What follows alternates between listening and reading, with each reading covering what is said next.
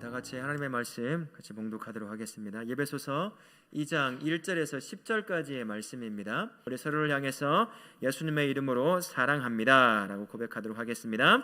예수님의 이름으로 사랑합니다. 예수님의 이름으로 사랑합니다. 아멘. 9월 주제는요, 하나님의 구원과 성도의 하나됨이라고 할 수 있습니다. 오늘 주제는 구원은 사랑의 선물이다 라는 것, 2주째는 너희도 서로 사랑하라, 3주째는 동역자를 위한 애가, 그런 4주째 마지막 주에는 하나된 이스라엘이라는 주제로 함께 수요일 밤 예배를 나누기를 원합니다. 구원은 우리의 노력으로 이루어내는 것이 아닙니다. 하나님이 사랑으로 주신 선물인 것이지요. 그러므로 구원을 받은 성도는 하나님을 사랑할 뿐 아니라 서로 사랑하는 것이 마땅하다 라고 할 수 있습니다. 그러면 한 가지 알고 넘어갈 것이, 구원이란 무엇인가 우리 간단하게 한번 알아보면 좋겠습니다. 구원이란 구약 시대에는 전쟁이나 포로, 그런 데서 위급한 상태로부터 구출이나 죄나 악 또는 어려운 처지에 있는 자에게 자유를 줄 때 언급하는 말이라 할 수 있습니다. 구원이란 말이 우리가 교회 안에서 말씀을 듣다 보니까 영적인 의미만 담고 있다고 생각하는데 꼭 그렇진 않아요. 구약 성경을 자세히 보게 되면 구원이란 단어가 다양하게 이렇게 언급되어 있다는 것을 알 수 있고, 예수님도 마찬가지였어요. 치료를 하시면서 이 집에 구원이 이르렀다, 너에게 구원이 됐다, 이렇게 말씀하시는 걸 보면 이제 구원이라는 것이 꼭 영적인 영원한 죽음에서 영원한 생명으로의 옮김을 받는 것만이 구원은 아니다라는 것을 꼭 기억하실 수 있기를 바랍니다. 구약시대는 구체적으로 그런 형태로 쓰임을 많이 받았다는 거예요. 구원이라는 것은 누군가가 어렵고 아프고 이런 것을 통해서 거기서 자유함을 누리게 하는 모든 것이 구약시대는 폭넓게 구원이다라고 사용이 되었다는 겁니다. 그래서 그 대표적인 것이 바로 출애굽 사건이라고 할 수가 있어요. 출애굽 사건도 이제 구원을 이루신 하나님의 역사다 이렇게 말을 하는 것이고, 출애굽 사건 자체가 우리가 영원한 하나님의 나라를 가는 구원받은 자가 걸어가야 될 그런 삶으로도 비유가 많이 되어서 사용이 되기도 합니다. 그러면서 이제 신구약 중간 시기, 그러니까 구약에서 신약으로 넘어오면서 한 400여 년 동안 갑자기 하나님의 침묵이 있는 때가 있었어요. 이스라엘 백성이 완전히 멸망해서 흩어져 버리고 난 뒤에 하나님께서 말씀하심이 멈춰버린 것 같은 그러한 때가 있었다는 말이죠. 그 시간을 지나면서 이제 약간의 구원이라는 의미가 좀 더 깊고 넓은 의미로 바뀌어지기 시작합니다. 이 침묵 시기에 메시아 사상이 발달을 했어요. 예언된 그 메시아 사상이 이제 멸망해버린 이스라엘 백성, 그 땅을 향한 그 열망함이 메시아 사상으로 드러나기 시작하는 거예요. 우리가 이제 메시아가 오실 것이다, 그 메시아가 오셔서 어떤 나라의 압제를 당하는, 가까이 예수님께서 활동하셨던 그 시대에는 로마라고 할 수 있겠죠. 로마에게서 우리를 해방시키실 그런 왕으로서의 메시아를 우리가 갈망한다, 그분이 오실 것이다, 그분이 우리에게 구원을 주시고 해방함을 주실 것이다 라고 하는 그런 메시아 사상이 이렇게 발달이 되기 시작합니다. 그러면서 신약 성경이 기록되면서 이제 우리가 흔히 알고 있는 구원에 관한 사상이나 그 의미가 이제 구체적으로 들어가기 시작하는 거예요. 그래서 신약에서는 구원은 예수 그리스도의 십자가 구속 사건을 기초로 해석되고 있다라고 할 수가 있습니다. 그래서 구원이다라고 말할 때는 이제는 그 중심 사상이 무엇이냐면, 우리가 이제 죄에서 아니면 어떤 포로에서, 연약한 육신에서 치료함을 받고 이런 것에서 자유함뿐만 아니라 더 깊은 의미로 영원한 죽음에서 영원한 생명으로의 이제 바뀜, 해방함을 가지고 있는 그 단어의 의미를 쓰이는 것이 이제 구체적으로 구원이라는 단어가 이제 쓰이기 시작했다라는 것, 그래서 조금 알고 계시면 좋을 것 같습니다. 우리가 누리고 있는 것이 이제 그렇게 그 의미가 발달되어 왔다는 거예요. 그래서 사실 구원이라는 의미는 이제 구체적으로 우리의 영혼이 구원받는 것뿐만 아니라 우리의 몸도 어떤 의미에서 구속함을 받을 때가 있잖아요. 질병이라든지 심리적이라든지 여러 가지들이 있잖아요. 그것들에서 자유함을 얻는 것도 다 포함하고 있다. 그러나 그 핵심은 영원한 죄에서 영원한 생명으로 옮김을 받는 것이 구원이라고 하는 단어가 갖고 있는 중요한 의미다라는 것 정도는 기본적으로 알고 계시면 좋을 것 같습니다. 그래서 오늘 말씀으로 한번 이제 들어가 보도록 하겠습니다. 첫 번째, 우리는 예수 그리스도 안에 있는 하나님의 은혜와 자비로 구원을 받았습니다. 1절부터 7절 중심으로 첫 번째 질문을 보시면, 그리스도를 믿기 전에 우리는 어떤 상태에 있었습니까? 허물과 죄로 죽었습니다. 허물이라고 하는 것은 윤리적 영역이라고 할 수 있는데 그 안에서 벌어지는 모든 죄들이에요. 우리가 짓는 죄 있잖아요. 내 말로 그리고 내 행동으로 짓는 그러한 죄들이 있죠. 그런 죄들을 다 포함하고 그 다음에 죄로 죽었다고 하는 것에는 이제 영적인 의미를 포함해서 우리의 몸도 우리의 윤리적으로도 우리가 죽었을 뿐만 아니라 영적으로도 이미 죽은 상태였다라는 것을 이야기해 주는 것입니다. 두 번째 질문의 2절과 3절인데, 우리가 본질상 진노의 자녀였던 이유는 무엇이었습니까? 세상 풍조를 따르고 공중권세 잡은 자를 따랐고 육신의 욕심을 따라 지내며 육체와 마음이 원하는 대로, 즉 우리 성경에 나와 있는 표현대로 육신의 생각을 쫓아 사는 그런 삶을 살았기에 본질상 진노의 자녀였다. 누구의 진노의 자녀였습니까? 하나님의 진노의 자녀였다라는 것이에요. 세 번째 질문 7절입니다. 하나님이 그리스도를 통해 우리를 구원하신 이유가 있어요. 본질상 진노의 자녀였던 우리를 구원하십니다. 그 이유가 무엇이죠? 예수 안에서 우리에게 자비하심으로써 그 은혜의 지극히 풍성함을 오는 여러 세대에 나타내려 하심이라. 우리를 향한 하나님의 사랑과 그 은혜가 얼마나 크고 깊고 넓은지를 이제 우리를 뒤따라오게 되는 많은 영혼들에게 예수 그리스도의 사랑이 이라는 것이다, 예수 안에 돌아와야 된다라고 하는 것을 보여주기 위함이다라는 것입니다. 오늘 이 말씀을 통해서 우리가 주시는 것이 있다고 한다면, 예수님을 알게 된 우리는 이미 죽은 상태였다는 거예요. 아니, 내가 왜 죽은 상태야?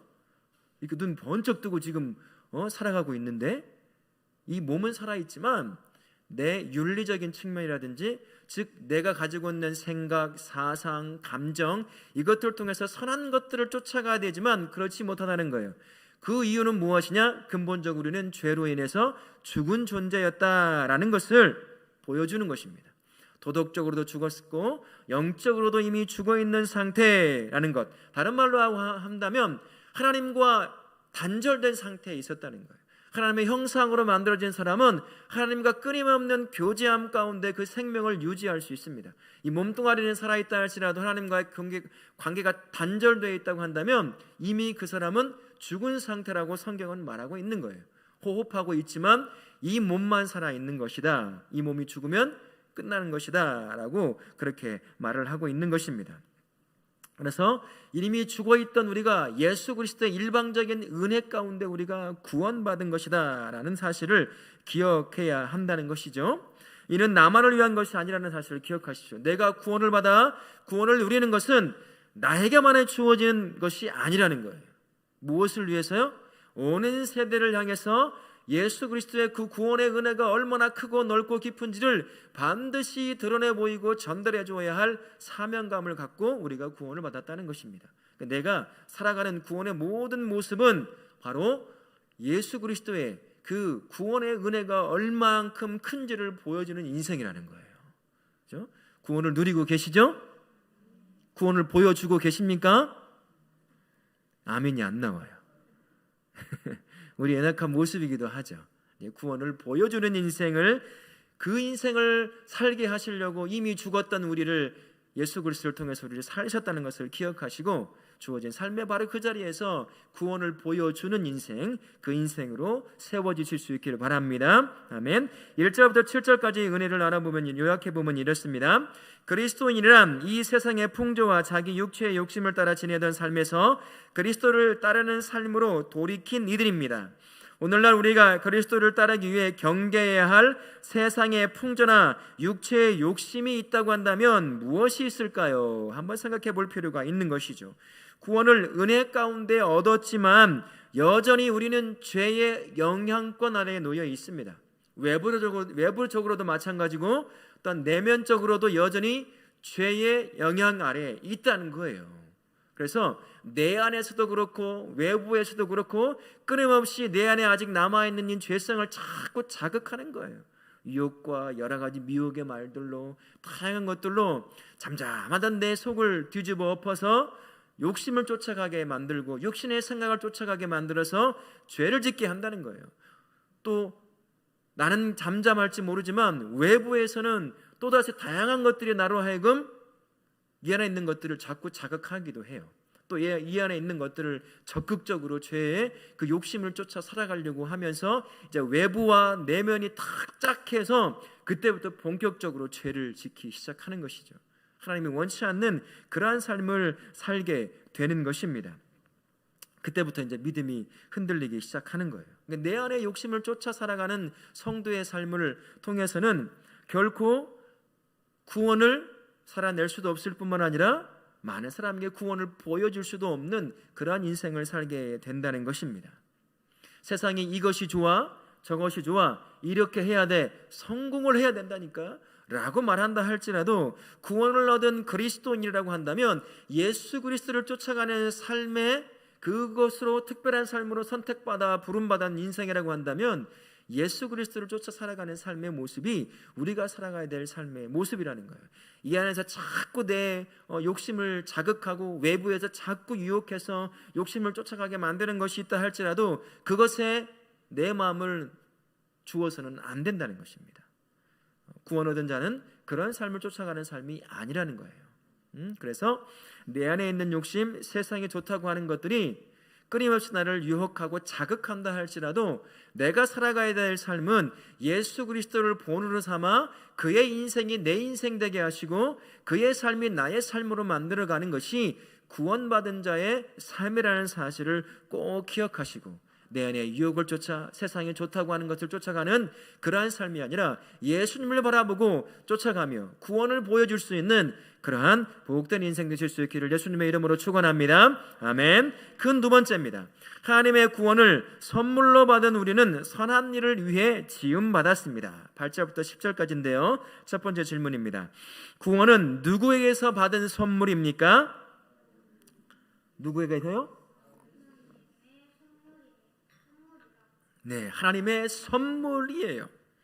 믿음으로 말미암아 구원을 받았습니다. 누구에게서 난 것이 아니라고 또 뒤에 덧붙이죠. 나에게서, 우리에게서 난 것이 아니다 라는 것이에요. 두 번째 질문입니다. 9절 말씀인데 구원이 우리의 행위에서 난 것이 아니라는 사실이 가져오는 결과는 무엇입니까? 그렇죠. 행위에서 난 것이 아니기 때문에 자랑할 수가 없어요. 내가 얻은 것이 아니기 때문이에요. 세 번째 질문입니다. 10절 말씀입니다. 하나님께서 우리를 그리스도 안에서 새롭게 만드신 이유가 뭐죠? 그리스도 안에서 선한 일을 위하여 지음받은 거예요.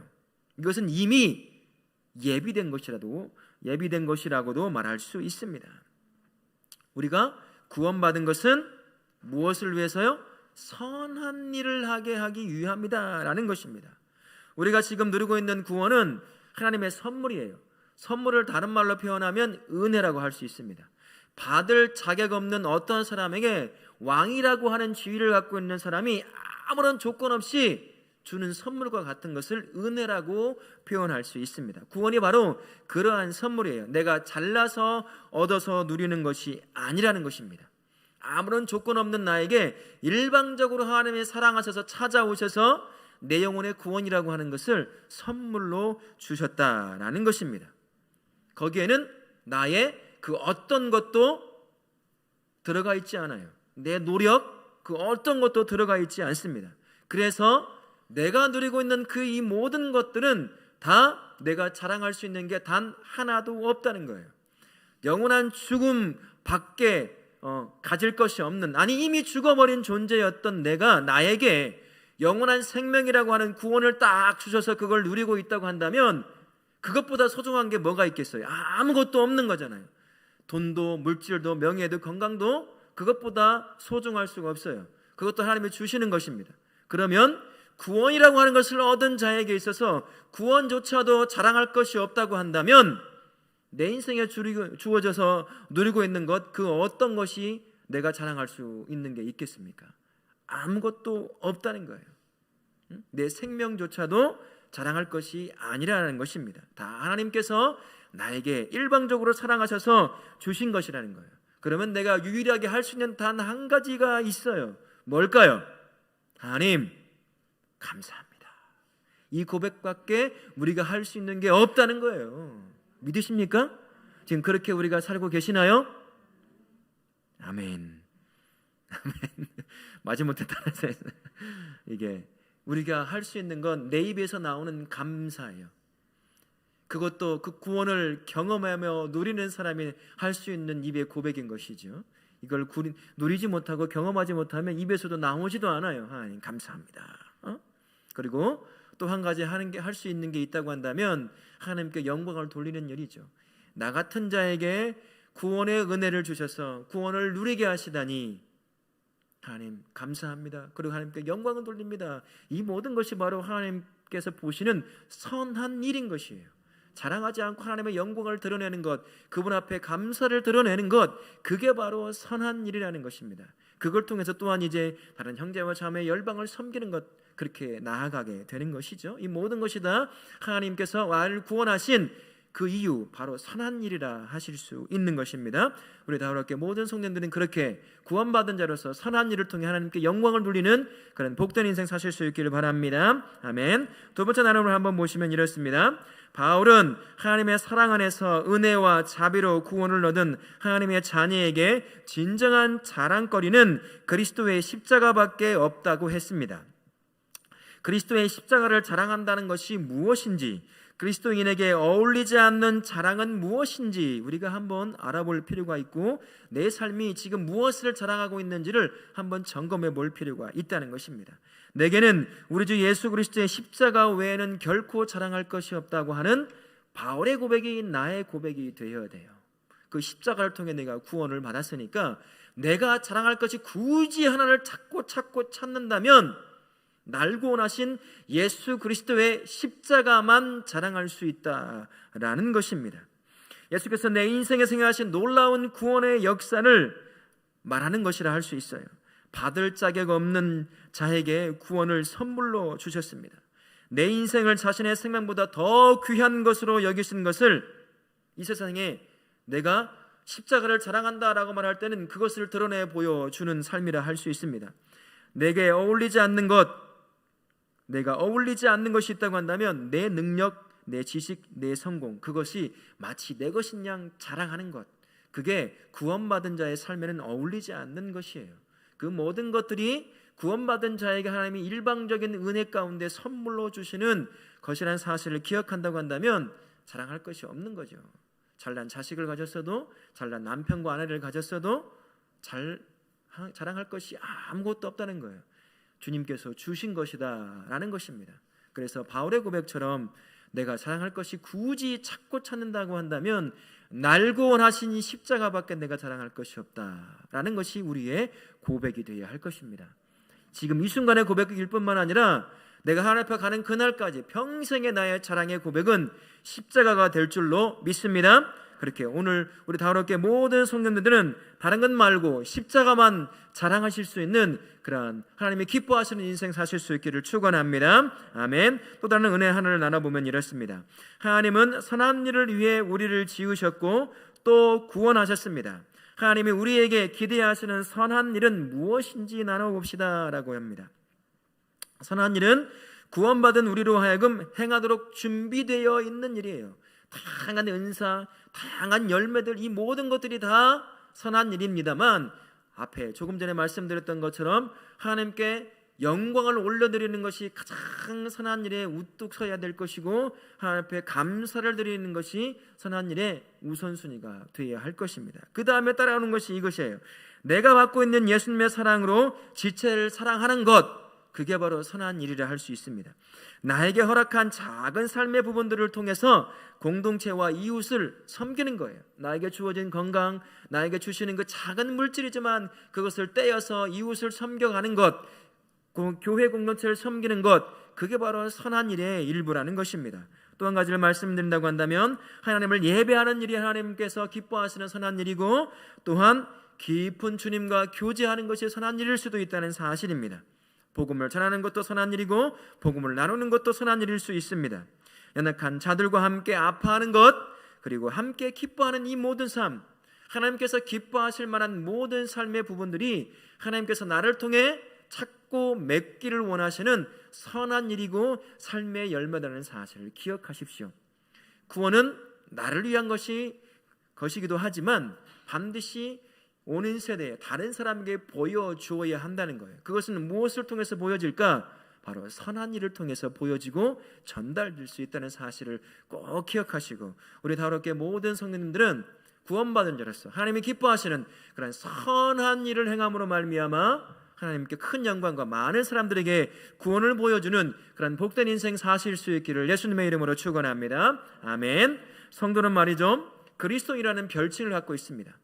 이 별칭이 어떻게 가진 줄 아세요? 이거는요, 우리에게는 참 영광스러운 별칭이긴 하지만 참 이 단어가, 이 별칭이, 이 별명이 쓰여질 때는 약간 조롱 섞인 그런 별명이었어요. 세상 사람들이 좋다고 하는 큰 길로 가고 있는 모든 사람들이 가고 있는데 예수 믿는 사람들만 독특하게 살아가는 거예요. 핍박을 피해서 카타콤이라고 하는 동굴에서 숨어있고, 예수님을 믿는 것 때문에 목숨도 내걸고 이웃을 향해서 자기 것을 희생하며 나아가는 참 말도 안 되는 바보 같은 짓을 하며 살아가는 사람들의 모습을 보는 거예요. 참 어처구니가 없는 거죠. 그들에게는 이해할 수 없는 삶이었어요. 그리고 그들이 말하는 것, 지들이 믿고 있다고 하는 예수라고 하는 사람 도대체 누굴까? 야, 니들 인생을 보니 예수가 누군지 알겠다. 이렇게 된 거예요. 처음에는 조롱 섞이고 불쌍한 말로 그렇게 사용되었던 그리스도인이라는 단어입니다. 그게 지금 우리에게 주어진 거예요.